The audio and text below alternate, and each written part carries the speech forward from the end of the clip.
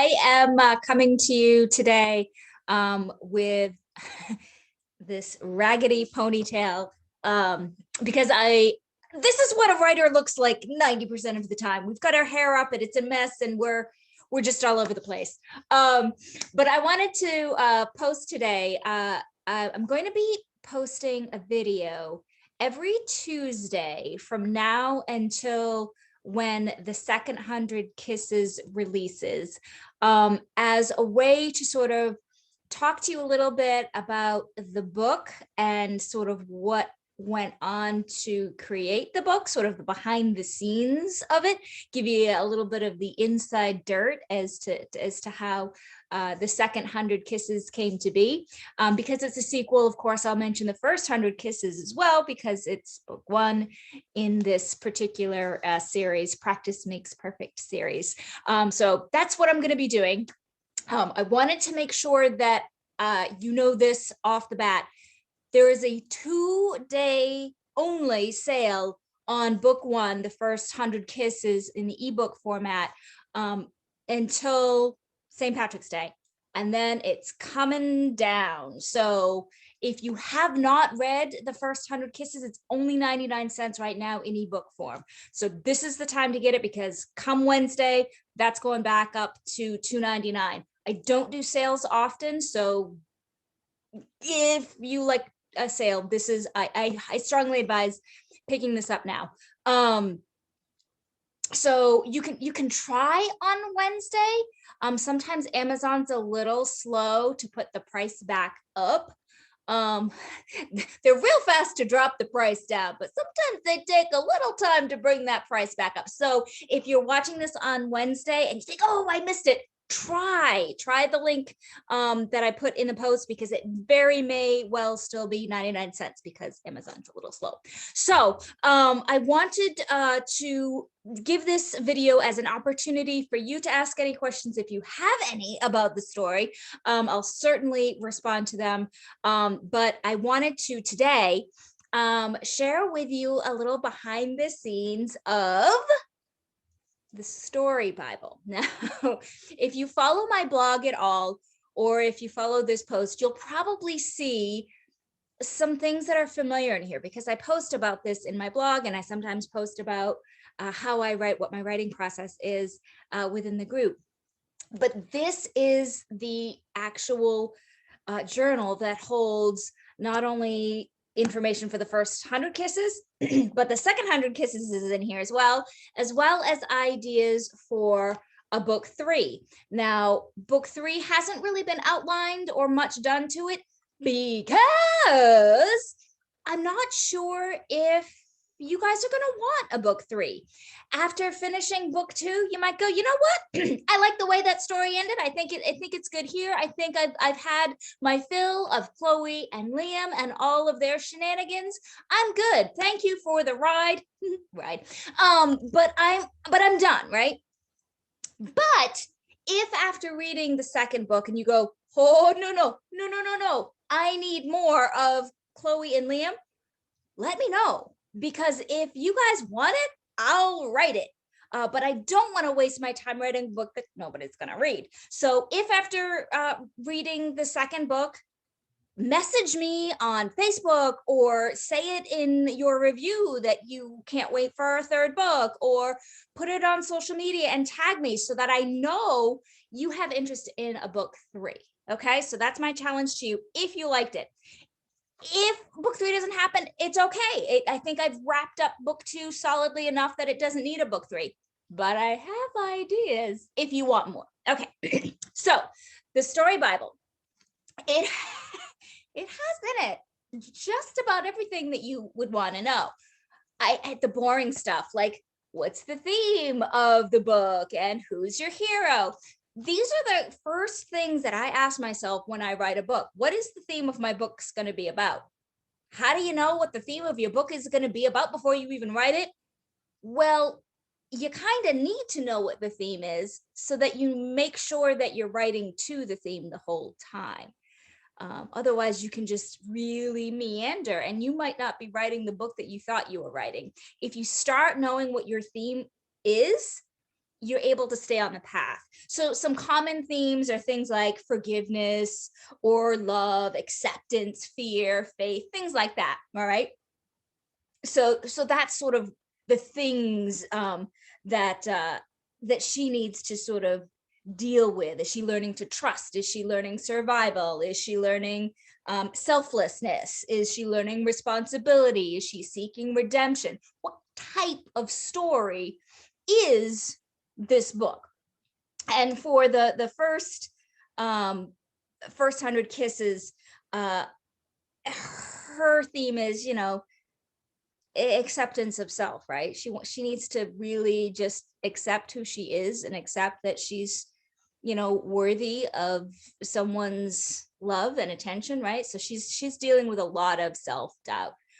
Chloe is a very unconfident character, and that's woven through the first two books. This is something that she's struggling with. She is struggling based on the past relationships that she's had. She's really struggling to find herself to be worthy of someone, and especially someone like Liam, who is just in her mind completely above her level, so to speak. Okay. So then there's some questions that I ask myself, and then what does my hero want versus what do they need? Because those are two very different things. What do we think our hero is gonna think makes them happy, and then what really will make them happy? And what really will make them happy is the character's arc. That's the thing that they need to learn by the end of the book, right? It's the thing, right? So I start with those 2 pages. Before I've even written anything, I start there, because that helps me figure out who my character is. And from there, I go to a character sheet. I don't know if you can see this or not, but Chloe for me is Anna Kendrick. That's just who Chloe screams in my head. When I write Chloe, I hear Anna Kendrick's voice in my head. It's very bizarre. So of course I had to use her as my character inspiration. So I will Google images and I will put an image of the character, and I put things like their job and what sort of relationships they might have and what their family is. If they have, parents that are living dead, do they have siblings, things like that. Basics. What are their hair color, eye color? You'd be surprised the things that we forget. But I also put things in there like, what are the 7 deadly sins that they might be struggling with? Like, maybe not to like an extreme degree, but is there one of the 7 deadly sins that's sort of woven into them? And for her, yeah, there's some lust in her theme. She is trying to rein her libido in, and so that is always sort of buried in there, right? I also have like the Myers-Briggs scale. Like, where do they fall on the Myers-Briggs? Are they an introvert, extrovert? Are they judging? Are they perceiving? Like, what are their personality quirks? So I add that in too. Again, before I've written a word, I'm filling out these character sheets, and I pick their horoscopes. Like, when were they born, and does their horoscope have some hints to the type of character that they are? So I'll pick a couple of positive traits of that horoscope, and I'll pick a couple of negative ones, so that I can make sure to weave those in. Even if it's never obviously there, it helps shape the character in my mind, so they're not just nothingness. They start to form a personality based on the things that I do. And I've done that for all of our characters in here. I've got Liam in here. I've got Damon in here. I've got Ellen, the waitress Ellen, in here. My picture of Angel Bella. She was there. Anyway, so we've got Janet in here. We've got Stacy. We've got all these people in here.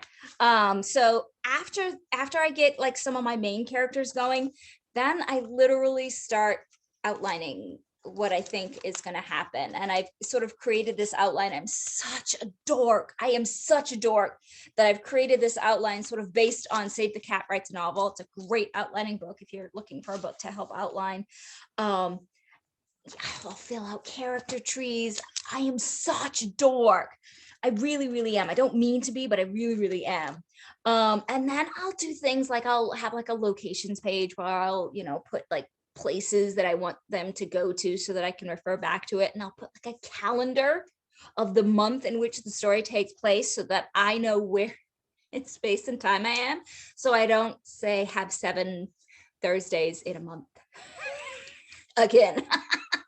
So that really helps anchor me where I am in time and space. And then I just have like a section for just like general notes as I'm writing. Don't forget to do this, make sure you do this, so on and so forth. So that's a story Bible. I do this with every book that I write, which you would think I would be a little bit better remembering names and stuff because I have this beside me, but sometimes I write and my journal's not beside me and I can't remember the character's name. So I'll get something close. And then when I'm revising, I'll be like, who the heck is this? It's a mess. What goes on in here? It's a mess. So anyway, that's sort of a behind the scenes look for how the first 100 kisses started and how the second 100 kisses started. In later weeks, I'll go into a little deeper in some of the stories that are in the second story that I'll tease out for you so you can know how those came to be. And yeah, so remember, we have the sale today and tomorrow, 99 cents. Don't forget it.